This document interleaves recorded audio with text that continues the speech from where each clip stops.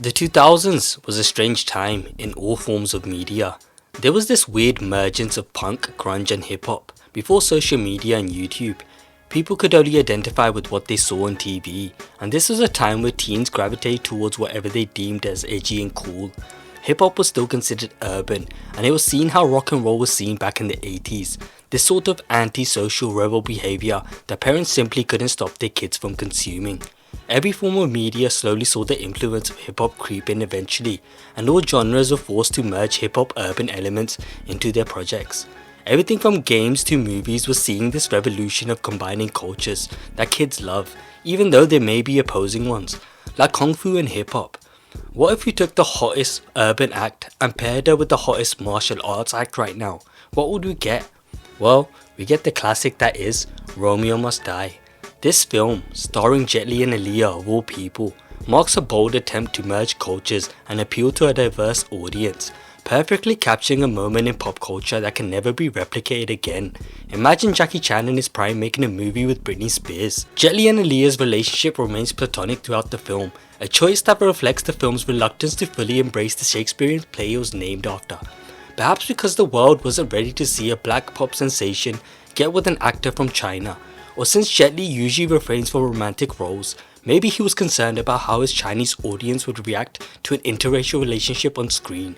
Either way, despite there being great chemistry between them and them flirting heavily on screen, they refrain from any intimacy and come off more as best friends than anything else. Instead of what would have been an obvious romance, the story focuses on action, intrigue and betrayal. Themes of family, loyalty and revenge are explored here, but often in the shallow way that movies in the 2000s fell victim to, where more often than not, they prioritize style over substance. But a film that's basically made to show Americans how badass Jet Li is, it just works so well. Jet Li in his first lead role in a Hollywood production brings his signature martial arts prowess and stoic charm to the character of Han. His fight scenes are the highlight of the film by far, showcasing his incredible agility and precision. Aaliyah, in her acting debut, delivers a charismatic performance as Trish. She exudes a natural charm and confidence, making her a compelling presence on screen. She's a natural, and you'll be shocked to think that this was her first time acting. The action sequences are the film's standout feature. As I mentioned earlier, martial arts was seen as this cool gimmick, and Hollywood often parodied this at every turn. The martial arts scenes here are dynamic and inventive, blending traditional kung fu techniques with modern urban settings. Han's fight scenes are a masterclass in physical storytelling, particularly in the innovative use of objects and environments as weapons. There's one scene where he beats an entire team of African Americans at American football just by using martial arts, and it was freaking awesome. This was also one of the first times Hollywood saw the use of wire work, which is a staple in Hong Kong cinema when it comes to fight scenes. It adds an almost Matrix-like quality to the action. This is when they add wires to the actor to make them fly around while they're fighting. While this style may feel exaggerated to Western audiences, it fits in well within the film's heightened reality. One of the most unique visual elements in this movie is the X-ray vision used in some fight scenes. While this adds a layer of intensity and definitely gives the film a unique identity, it can also feel a little bit gimmicky and out of place in an otherwise grounded movie. The film, however, is really slick and has a music video-like aesthetic to it. The urban landscapes, vibrant nightclub scenes and high-energy soundtrack create a distinctive atmosphere. The undertones of race relations and how they complicate things are present too. Han and Trish are from two completely different worlds, yet they feel closer than ever. As with most films from the era, they can be really on the nose with the humour, as everyone in the movie is pretty much a racist stereotype. But this was the good old days, when no one pretended to be offended every time something was mentioned about Asians or African Americans. But every other race is open season, right? By the way, what is that in America? If an anonymous account on Twitter makes a single joke about African Americans, they'll locate his IP address, form a mob outside his house, have him on the news, and he'll be exiled from his community within 48 hours. But Dave Chappelle and Chris Rock make $100 million to make fun of black and white people for an audience of black and white people. Make it make sense. Anyway, back to the review. Aaliyah's music is obviously heavily featured throughout the movie, complementing the film's urban vibe. It serves as a cultural bridge, reinforcing the film's attempt to blend Eastern martial arts with Western hip-hop culture.